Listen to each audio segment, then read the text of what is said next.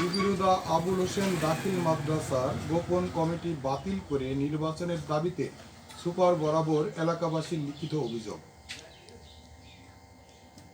গত 7 মে চুয়াডাঙ্গার সরোজগঞ্জ জুবিরুদা আবুল হোসেন দাখিল মাদ্রাসার নিয়মিত ম্যানেজিং কমিটি গঠনের লক্ষ্যে উপজেলা মাধ্যমিক শিক্ষা অফিসার বিকাশ কুমার সাহা কর্তৃক স্বাক্ষরিত নির্বাচনী বিজ্ঞপ্তি প্রকাশ করেন, যাহার স্মারক নম্বর ও মা শিকা চুয়াডাঙ্গা সদর 104। সেখানে উল্লেখ আছে, বিষয়টি বহুল প্রচারের ব্যবস্থা গ্রহণের জন্য অনুরোধ করা হলো।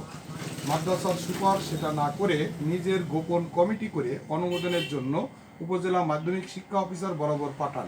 সেটা জানাজানি হলে এলাকাবাসী গোপন কমিটি বাতিল ও নির্বাচনের দাবিতে গতকাল রবিবার দুপুর 12:30টার দিকে এলাকাবাসী ও অভিভাবক সুপার বরাবর লিখিত অভিযোগ করেন।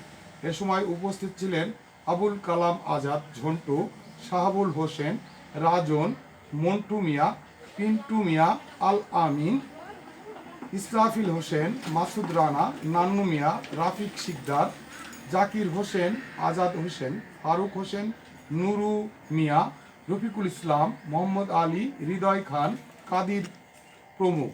উল্লেখ্য, 12 মে মনোনয়নপত্র গ্রহণ ও জমাদান, 15 মে মনোনয়নপত্র যাচাই, 16 মে মনোনয়নপত্র প্রত্যাহার, 27 মে নির্বাচন হয়। প্রিজাইডিং অফিসার প্রজ্ঞাপন জারি করেন।